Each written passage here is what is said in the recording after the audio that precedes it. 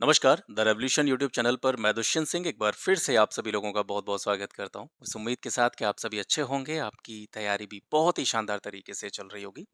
इस चैनल के माध्यम से लगातार मैं आपको स्पेक्ट्रम की मॉडर्न हिस्ट्री की बुक को कवर करा रहा हूं और इस संबंध में 24 चैप्टर इस बुक के अब तक हमने कंप्लीट भी कर लिए हैं। आज 25वां अध्याय स्टार्ट करेंगे जिसमें हम मेनली बात करेंगे भारत की स्वतंत्रता और भारत के पार्टीशन के बारे में।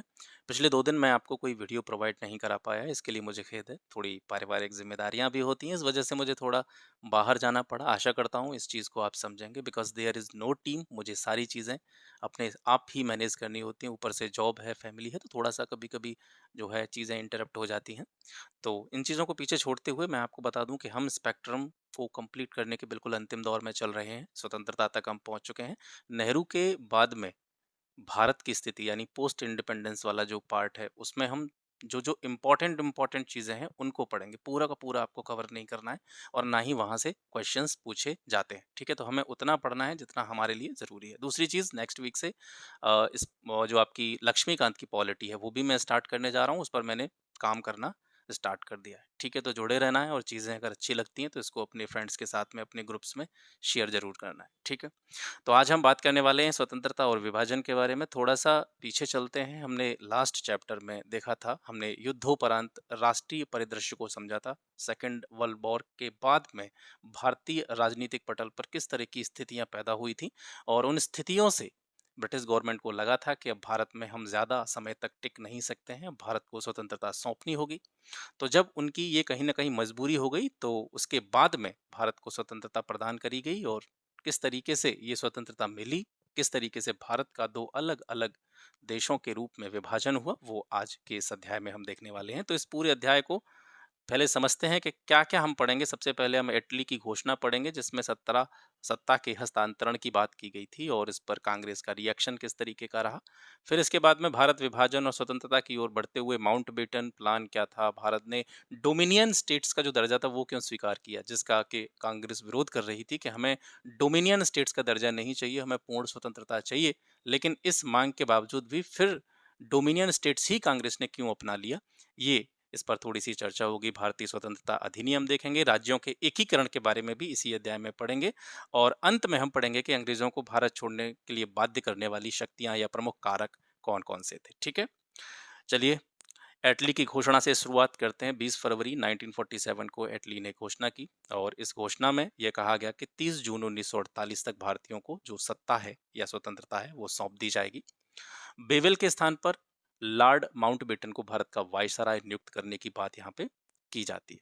तिथि निर्धारण के बारे में बात करते हैं। सरकार को आशा थी कि जो सत्ता हस्तांतरण की तिथि है, अगर इस ये हम पहले से ही डिसाइड कर देंगे, निर्धारित कर देंगे, ठीक है? ब्रिटिश गवर्नमेंट की बात हो रही है। ब्रिटिश गवर्नमेंट ने एक तिथि निर्धारित कर दी। जैसे ऊपने ऊपर अपने यहाँ पे देखा 30 जून 1948 एक डेट निश्चित कर दी गई, फिक्स कर दी गई कि इस डेट के अंदर-अंदर हम भारतीयों को सत्ता सौंप देंगे।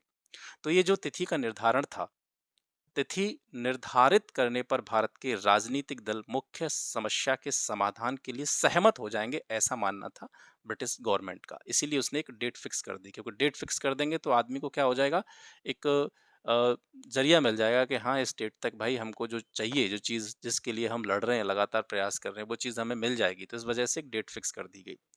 और इसके अलावा सरकार इस डेट को फिक्स करके जो संवैधानिक संकट की स्थिति बन रही थी उसको भी टालना चाह रही थी, तो इस वजह से ये डेट जो है वो फिक्स की गई।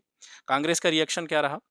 कांग्रेस ने स्वायत्त शासी उपनिवेशों को सत्ता हस्तांतरित करने की योजना को इसलिए स्वीकार कर लिया क्योंकि इससे भारत के विखंडित होने की संभावना जो है वो कहीं ना कहीं समाप्त होती हुई दिख रही थी। इधर लीग जो है वो अलग राष्ट्र की मांग पर टिकी हुई थी, वो पाकिस्तान की लगातार डिमांड कर रही थी। कुछ और भी स्थितियां थी जो कहीं ना कहीं आगे स्थितियों को बिगाड़ने की एक संभावना के तौर पर देखी जा सकती थी। इस वजह से कांग्रेस ने डोमिनियन स्टेट्स, ठीक है, डोमिनियन स्टेट्स के रूप में ही जो सत्ता थी उसको स्वीकार करने का फैसला लिया।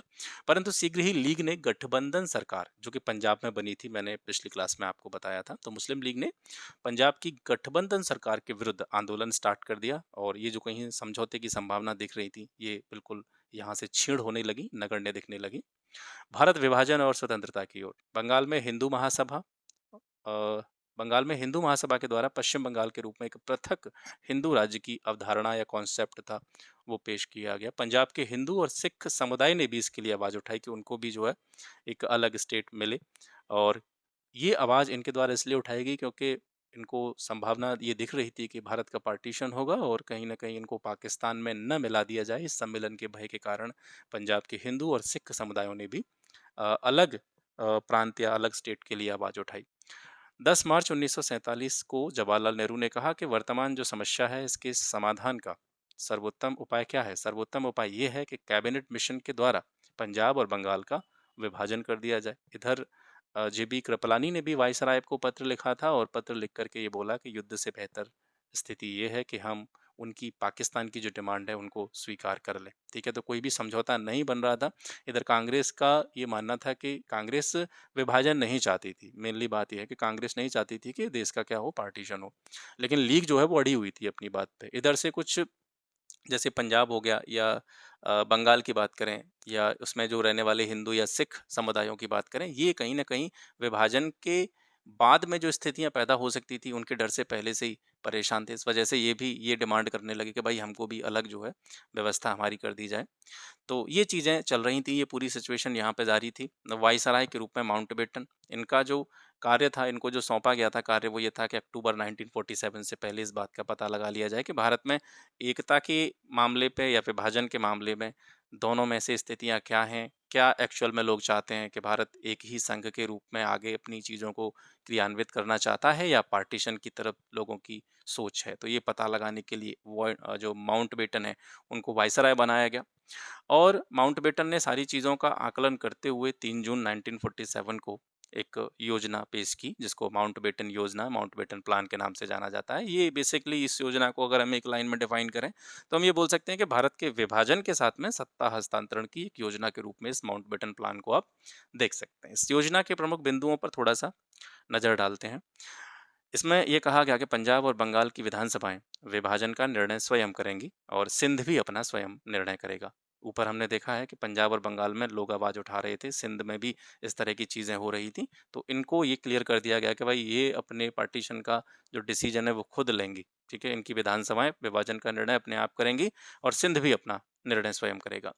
विभाजन होने की दशा में, यानी अगर पार्टीशन होता है तो पार्टीशन होने की दशा में 2 डोमिनियन और 2 संविधान सभाओं का निर्माण किया जाएगा, एक भारत के लिए, पाकिस्तान के लिए। उत्तरी पश्चिमी सीमा प्रांत और असम के सिलहट जिले में जनमत संग्रह कराया जाएगा, और जनमत संग्रह मतलब लोगों का मत लिया जाएगा, एक तरह से लोगों की वोटिंग, ये आप मान सकते हैं।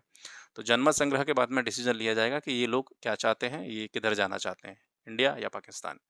भारतीय रजवाड़ों को स्वतंत्र रहने का विकल्प नहीं दिया जाएगा, या तो उन्हें भारत में सम्मिलित होना होगा या पाकिस्तान में सम्मिलित होना होगा, ये व्यवस्था इसमें की गई। बंगाल को स्वतंत्रता देने से मना कर दिया गया। बंगाल अलग अपने आप को स्वतंत्र करना चाह रहा था, वहाँ के लोग डिमांड कर रहे थे, तो ये जो है बात इसमें नहीं मानी गई। हैदराबाद की पाकिस्तान में सम्मेलन की मांग को अस्वीकृत कर दिया गया। हैदराबाद चाह रहा था कि हमको पाकिस्तान में सम्मिलित होना है, तो उनकी ये जो मांग थी, डिमांड थी, ये अस्वीकृत कर दी गई थी माउंटबेटन प्लान में। 15 अगस्त 1947 को भारत और पाकिस्तान को डोमिनियन स्टेटस के आधार पर सत्ता के हस्तांतरण की बात जो है माउंटबेटन योजना में की गई। यानी भारत क्या रहेगा, औपनिवेशिक स्वराज्य का एक जो दर्जा है वो भारत को दिया जाएगा। यानी उसको ब्रिटेन के राष्ट्रमंडल के तहत ही उसको रहना होगा। बाकी उसकी जो भी प्रशासनिक चीज़ें होंगी या जो भी कार्य संचालन की बात होगी, वो स्वतंत्र रूप से भारत में किया जाता रहेगा, लेकिन वो किसके अधीन रहेगा? ब्रिटेन के अधीन रहेगा। इस तरह का दर्जा यहाँ पे दिए जाने की बात की गई थी। विभाजन में गतिरोध होने की स्थिति में सीमा आयोग के गठन का भी प्रावधान इसमें किया गया था। जैसे अगर भारत का विभाजन होता है इंडिया और पाकिस्तान के रूप में, तो अगर सीमा को लेकर के भी, बाउंड्रीज को लेकर कोई अगर समस्या उत्पन्न होती है, तो उसके लिए एक सीमा आयोग गठित कर दिया जाएगा, ऐसा प्रावधान इसमें किया गया था। कांग्रेस और लीग दोनों के द्वारा ही योजना को स्वीकृति प्रदान कर दी गई। ठीक है, क्योंकि लीग को जो चाहिए था वो इस योजना के आधार पर उसको मिल रहा था। उनको पृथक राष्ट्र के रूप में पाकिस्तान की बात यहाँ में स्वीकार कर ली जाती है। अब यहाँ से प्रश्न उठता है कि भारत ने डोमिनियन का दर्जा क्यों स्वीकार किया? हालांकि कांग्रेस के प्रारंभिक दौर में आप देखते हैं तो कांग्रेस की डिमांड यही थी कि औपनिवेशिक स्वराज्य ही उसको मिल जाए। लेकिन धीरे-धीरे आगे के काल में आप देखते हैं, क्योंकि आप पढ़ते चले आए ये सारी चीज़ें, तो आपको पता है कि स्टार्टिंग में जो कांग्रेस की डिमांड थी वो औपनिवेशिक स्वराज्य की थी, यानी ब्रिटेन के अंडर ही रहें, लेकिन हमें हमारा काम स्वतंत्रता के साथ में करने दिया जाए। लेकिन धीरे-धीरे आगे ब्रिटेन की जो रवैया था या अंग्रेजी सरकार का जो रवैया था भारतीयों के प्रति, उसको देख कर के उन्होंने अपना मूड बदला और पूर्ण स्वतंत्रता की माँग की, है ना? लेकिन फिर भी पूर्ण स्वतंत्रता की माँग काफ़ी टाइम तक चलती रही और उसके बावजूद भारत ने डोमिनियन स्टेटस का दर्जा, औपनिवेशिक स्वराज्य का दर्जा क्यों स्वीकार कर लिया? तो उसके पीछे का कारण ये था कि सबसे पहले तो वो ये चाह रहे थे कि सत्ता का हस्तांतरण हो जाए, कैसे भी करके हो जाए, यानी जो चीज़ हम माँग रहे हैं, पूर्ण स्वतंत्रता नहीं मिल पा रही है, तो कम से कम डोमिनियन स्टेट्स ही मिल जाए। मतलब मिनिमम जो डिमांड, कम से कम ये हमारी माँग पूरी हो जाए और शांतिपूर्ण रूप से सत्ता का हस्तांतरण हो, क्योंकि इधर कांग्रेस और लीग में विरोध चल रहा था। कांग्रेस अलग जो है देश की जो है डिमांड कर रही थी, तो इस वजह से वो चाहते थे कोई विवाद नहीं हो, शांतिपूर्ण तरीके से ये काम हो जाए, तो जल्दी इस काम को पूरा करने के लिए डोमिनियन स्टेट्स ही अ, कांग्रेस के द्वारा स्वीकार कर लिया गया। दूसरा था कि तत्कालीन विस्फोटक परिस्थितियों का नियंत्रण। उस टाइम पर स्थितियाँ आउट ऑफ कंट्रोल हो रही थी ब्रिटिश सरकार के लिए भी और कांग्रेस के लिए भी, ठीक है? कांग्रेस के लोग भी, क्योंकि वहाँ पे भी बहुत सारे लोग थे और अलग-अलग मत सबके थे। कोई कोई कुछ चीज़ की डिमांड कर रहा था, कोई किसी चीज़ की डिमांड कर रहा था। तो इस समस्या के निपटान के लिए जल्दी से जल्दी इन स्थितियों पर कंट्रोल किया जा सके, यानी कुछ अगर मिल जाएगा, औपनिवेशिक स्वराज्य ही मिल जाएगा, तो कम से कम लोगों के दिमाग में एक ये सांत्वना रहेगी कि कुछ चीज़ तो हमें मिली, यानी ये कुछ नहीं से कुछ अच्छा है। तो इस तरह से तत्कालीन विस्फोटक परिस्थितियों के कंट्रोल के लिए ये जो डोमिनिएंट स्टेट्स का दर्जा था, ये स्वीकार किया गया और देश में प्रशासनिक और सैन्य ढांचे की निरंतरता को बनाए रखना भी इसका एक उद्देश्य था। यानी अगर पूरी तरीके से स्वतंत्रता भारत को मिलती या भारत पूरी तरीके से स्वतंत्र होता, तो ये जो पूरा ढांचा बना हुआ था एडमिनिस्ट्रेशन का या सैन्य ढांचा जो बना हुआ था, इसको आगे कंटिन्यू किस तरीके से किया जाएगा, क्योंकि ब्रिटेन तो अपने हाथ खींच लेगा। अगर पूर्ण स्वतंत्रता का मतलब है कि ब्रिटेन का कोई भी इंटरफेयर भारत की पॉलिटिक्स में और भारत के एडमिनिस्ट्रेशन में नहीं रहेगा। तो भारत से जब ब्रिटेन पूरी तरीके से अलग हो जाएगा, तो कहीं न कहीं ये जो प्रशासनिक ढांचा है, सैन्य ढांचा है, ये आगे इतनी जल्दी या पटरी पे नहीं आ पाएगा, इतनी जल्दी इसको कंटिन्यू नहीं किया जा सकेगा। तो ये ढांचा बना रहे, एडमिनिस्ट्रेशन चलता रहे, सैन्य ढांचा एक आगे इसको हम लेकर के कंटिन्यू करते रहें, तो इस वजह से भी डोमिनियन स्टेटस का दर्जा कांग्रेस के द्वारा स्वीकार किया गया था। ठीक है? आगे बढ़ते हैं। तो यहाँ पर पंजाब और बंगाल की स्थिति देखें, तो पंजाब के 2 हिस्से और बंगाल के 2 हिस्से। तो पंजाब के 2 हिस्सों में से पश्चिमी पंजाब जो था और पूर्वी बंगाल जो था, इन्होंने पाकिस्तान में शामिल होने का निर्णय लिया। और पश्चिम बंगाल और पूर्वी पंजाब के द्वारा भारत में सम्मिलित होने का निर्णय लिया गया। यहाँ पे पाकिस्तान लिख गया है, इसको करेक्ट कर लीजिएगा काट के। पश्चिमी पंजाब पाकिस्तान में और पूर्वी पंजाब भारत में। पूर्वी बंगाल पाकिस्तान में और पश्चिमी बंगाल जो है वो भारत में। इस तरीके से सम्मेलन का निर्णय इनके द्वारा लिया गया। सिलहट और सीमांत प्रांत जो है वो जनमत संग्रह के द्वारा पाकिस्तान के पक्ष में गए और बलूचिस्तान और सिंध में भी जनमत कराया गया और जनमत ने भारी बहुमत से पाकिस्तान में सम्मेलन की इच्छा यहाँ पे जताई। इसके बाद में भारतीय स्वतंत्रता अधिनियम आता है और दरअसल ये कुछ अलग से चीज़ नहीं थी। जैसे आपने माउंटबेटन प्लान पढ़ा है, तो माउंटबेटन प्लान को प्रभावी बनाने के उद्देश्य से ही भारतीय स्वतंत्रता अधिनियम लाया गया था, इंडियन इंडिपेंडेंस एक्ट। तो कुछ अलग से प्रावधान नहीं थे इसमें। दरअसल आप इसके बारे में बस इतना कह सकते हैं कि इसके द्वारा, यानी इस एक्ट के द्वारा, माउंटबेटन योजना एक तरह से मान करके चलिए योजना बना दी गई, एक कागज पे एक योजना तैयार कर दी गई। उस योजना को एक कानूनी रूप देने के लिए ये एक्ट लाया गया था। ठीक है? भारतीय स्वतंत्रता अधिनियम और ब्रिटिश संसद के द्वारा भारत के संबंध में पारित अंतिम विधेयक के रूप में भी आप इसको देख सकते हैं। ठीक है? तो इसके द्वारा केवल माउंटबेटन योजना को प्रभावी बनाने के उद्देश्य से ही इसको लाया गया था। एटली के द्वारा माउंटबेटन योजना को एक विधेयक के रूप में 15 जुलाई 1947 को हाउस ऑफ कॉमन्स में, जो कि ब्रिटेन का निम्न सदन है, और 16 जुलाई को हाउस ऑफ लॉर्ड्स में, जो कि ब्रिटेन का उच्च सदन है, जिस तरीके से हमारे यहाँ राज्यसभा होती है, तो उसमें पेश किया गया और 18 जुलाई 1947 को ये पारित हो गया। पारित होने के बाद में इस पे शाही हस्ताक्षर कर दिए गए। जिस तरीके से भारत में भी आप देखते हैं वर्तमान स्वरूप जो है, यानी पहले कोई विधेयक एक सदन में पेश किया गया, फिर दूसरे सदन में पेश किया गया, दोनों सदनों से जब वो पारित हुआ तो उस पर स्वीकृति के लिए राष्ट्रपति के सिग्नेचर कर दिए जाते हैं। तो इस तरीके से 18 जुलाई 1947 को ये पारित हो जाता है और पारित हो जाने के बाद में इस पर ब्रिटेन के राजा के शाही हस्ताक्षर कर दिए जाते हैं। हालांकि 3 जून 1947 की योजना को ही इस अधिनियम के द्वारा वैधानिक रूप प्रदान किया गया था। ये मैं आपको पहले भी बता चुका हूँ। ठीक है? प्रमुख बातें। भारतीय उपमहाद्वीप का 2 उपनिवेशों, भारतीय संघ और पाकिस्तान संघ के रूप में विभाजन इसके द्वारा कर दिया गया। भारतीय नरेश, यानी जो राजा हुआ करते थे भारत के, भारतीय नरेश और महामहिम की सरकार के बीच में जितने भी अनुबंध हुए थे, जितने भी समझौते हुए थे, उन सभी समझौतों की समाप्ति इस अधिनियम के द्वारा यहाँ पे हो जाती है। और ये प्रावधान किया जाता है कि प्रत्येक राज्य के लिए एक-एक गवर्नर जनरल जो होगा, वो राज्य के प्रशासन को संचालित करने का काम करेगा। भारत तथा पाकिस्तान के विधानमंडलों को कुछ कानूनों पर कुछ विषयों पर कानून बनाने का जो है पूर्ण अधिकार इसके द्वारा दिया गया। जब तक नया संविधान गठित नहीं हो जाता है, तब तक भारत सरकार अधिनियम 1935, ठीक है, 1935 का जो एक्ट था, उसके अनुसार शासन चलाया जाएगा, ऐसी बात इसमें कही गई। 15 अगस्त 1947 को भारत को 2 स्वतंत्र डोमिनियनों भारत और पाकिस्तान में बाँट दिया गया। पाकिस्तान के पहले गवर्नर जनरल कौन बने? मोहम्मद अली जिन्ना।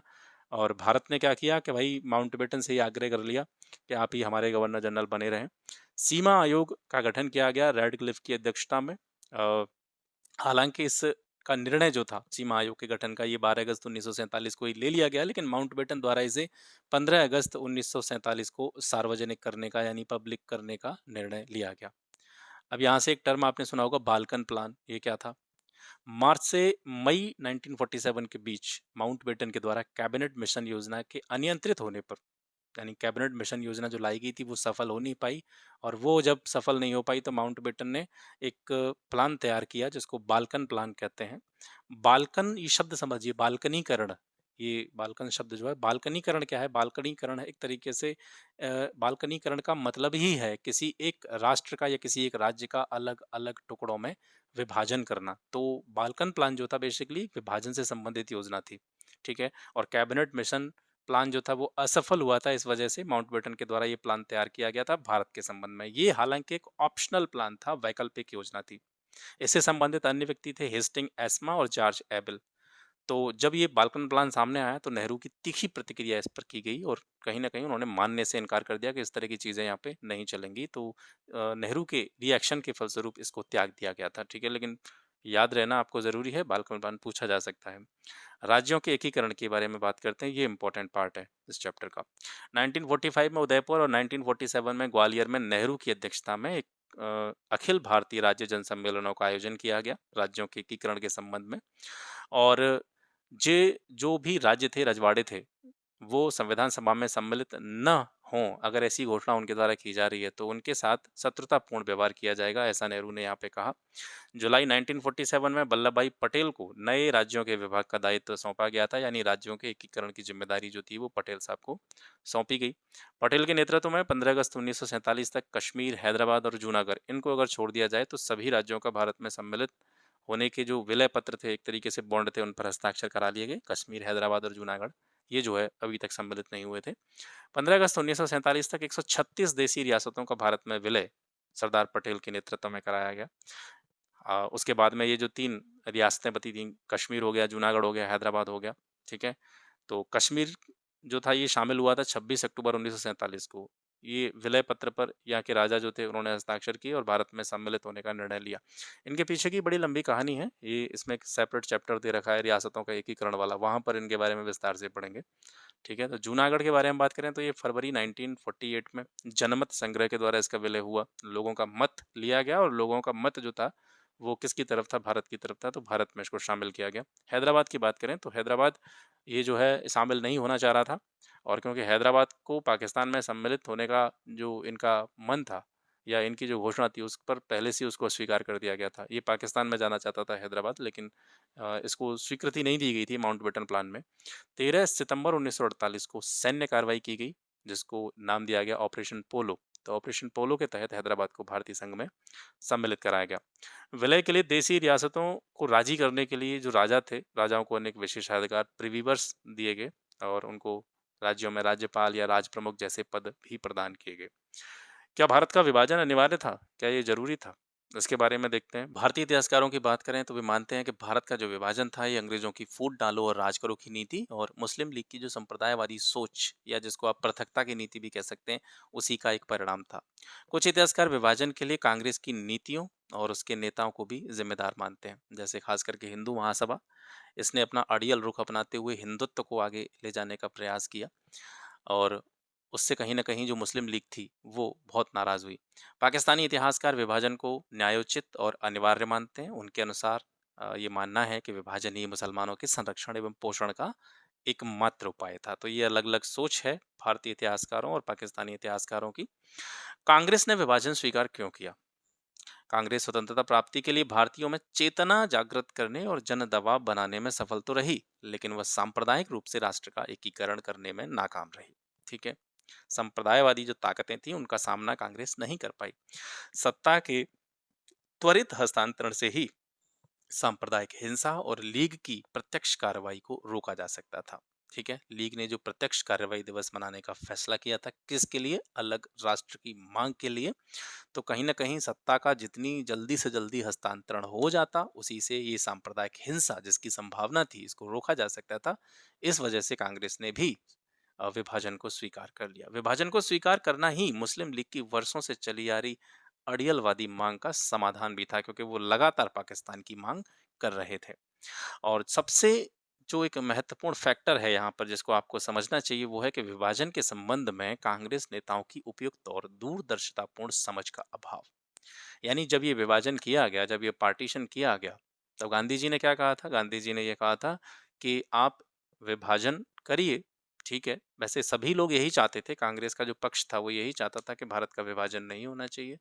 लेकिन जब विभाजन के बगैर बात नहीं बनी, तो महात्मा गांधी ने कहा कि आप विभाजन करिए, कोई दिक्कत नहीं है, लेकिन इसको अपने मन से स्वीकार मत कीजिए। मतलब दिलों में विभाजन मत लाइए, अपने हृदय के अंतर्गत ये विभाजन वाली सोच है, इसको मत लेकर के आइए। उधर नेहरू भी ये सोच रहे थे कि अभी क्योंकि ये त्वरित मुद्दा है अलग राष्ट्र की मांग का, तो इसको कहीं न कहीं चलिए इससे सहमत हो लेते हैं, विभाजन स्वीकार कर लेते हैं। और उनकी सोच ये थी कि ये जो विभाजन है, ये बहुत ज़्यादा समय तक नहीं चलेगा, आगे चल कर के पाकिस्तान भारत में ही सम्मिलित हो जाएगा। क्योंकि अभी इनको तुरंत की तुरंत ऐसा लग रहा है, कहीं न कहीं मुस्लिम हित जो हैं वो अगर भारत में रहेंगे तो मुस्लिमों के हितों की उपेक्षा होगी, इस वजह से ये विभाजन की तरफ जा रहे हैं। लेकिन धीरे-धीरे वही चीज़ें जो है एक साथ होने लग जाएँगी। तो दूरदर्शितापूर्ण जो नीति थी, उसका कहीं न कहीं अभाव था कि आगे चल कर के ये विभाजन और आज के समय में जो आप भारत और पाकिस्तान के बीच में तनावपूर्ण संबंधों को देखते हैं कि ये इस तरीके के होंगे, ऐसा तत्कालीन परिस्थितियों में उनको लगा नहीं था। तो वो भाँप नहीं पाए चीज़ों को, ठीक है। अंग्रेजों को भारत छोड़ने पर बाध्य करने वाली शक्तियाँ कौन-सी थीं? तो जिन-जिन कारणों से भारत से अंग्रेज़ जो है वो बाहर चले गए या भारत छोड़ गए, उनके पीछे के जो रीज़न्स हैं उनको देखते हैं। ऐतिहासिक उद्देश्य का सिद्धांत, जैसे कि आपने देखा है कि ब्रिटेन के द्वारा भारत को सत्ता सौंपने की बात कही गई, तो ब्रिटेन के इतिहासकारों या ब्रिटेन के जो भी राजनीतिज्ञ थे, उनके द्वारा क्या कहा गया? इन्होंने तर्क दिया कि ब्रिटेन ने मानवता के आधार पर भारत को स्वतंत्रता सौंपी थी, ठीक है? और इनका उद्देश्य जो है वो बहुत ऐतिहासिक उद्देश्य है, ये किसी दबाव के फलस्वरूप ये काम नहीं किया जा रहा है, बल्कि ब्रिटेन मानवता के सिद्धांतों का पालन करता है, इसी वजह से भारत को स्वतंत्रता सौंप रहा है। तो ये जो मत था, ये इसका प्रतिपादन किसके द्वारा किया गया? अंग्रेजी इतिहासकारों और राजनीतिज्ञों के द्वारा। दूसरा कारण क्या था कि साम्राज्यवाद का पतन हो रहा था। मतलब वैश्विक स्तर पर आप देखें, ग्लोबली देखें तो साम्राज्यवादी जो शक्तियाँ थी वो धीरे-धीरे धराशायी हो रही थी, और इधर से आप विश्व युद्ध के बाद में भी आपने देखा था 2 महान शक्तियों का उदय होता है। इन्हीं स्वतंत्रता, समानता और भाईचारे के जो भी आदर्श थे इनके ऊपर, आपका यूएसए हो गया या आपका रूस हो गया, है ना? तो ये एक महान शक्तियों के रूप में इनका उदय हो रहा था। इंग्लैंड में जो श्रमिक दल था, उसका उदय भी भारत को स्वतंत्र करने के लिए एक कारक के रूप में देखा जा सकता है, क्योंकि जो लेबर पार्टी थी या श्रमिक दल था, वो कहीं न कहीं भारत के प्रति एक सहानुभूतिपूर्ण रुख अपना रखता था। भारतीय राष्ट्रवाद को रोकने में अंग्रेज़ों की विफलता हो या कुछ ऐसी विस्फोटक परिस्थितियाँ जिनके बारे में हमने पिछली क्लास में बात की थी, और कानून व्यवस्था पूरी तरीके से चरमरा उठी थी उन परिस्थितियों में जब खास करके भारतीय नौसेना विद्रोह हुआ था। नौसेना विद्रोह के समय तो भारतीय लोगों ने ये मान ही लिया था कि अब भारत स्वतंत्र हो गया है, ठीक है? वामपंथ का उभरना हो, द्विविकल्प सिद्धांत मतलब भारत को उपनिवेश बनाए रखना या स्वतंत्र करना, 2 ही ऑप्शन बचे थे ब्रिटेन के पास में, या तो भारत को उपनिवेश बनाए रखा जाए या इसको स्वतंत्र किया जाए। इनके अलावा उनके पास में कोई भी ऑप्शन नहीं बचा था। और राष्ट्रमंडल का विकल्प, ये कुछ ऐसे रीजन्स हैं जो अंग्रेजों को भारत छोड़ने पर बाध्य करने वाली शक्तियों के रूप में देखे जा सकते हैं। तो ये 25वां चैप्टर था आपका, यहाँ से समाप्त हो जाता है। आशा करता हूँ आज का क्लास आपको अच्छा लगा होगा। क्लास अच्छा लगे तो उसको अपने फ्रेंड्स के साथ में शेयर ज़रूर कीजिएगा। बाकी आज के लिए बस इतना ही, मिलते हैं आपसे नेक्स्ट चैप्टर में एक नए टॉपिक के साथ। तब तक के लिए नमस्कार, जय हिंद।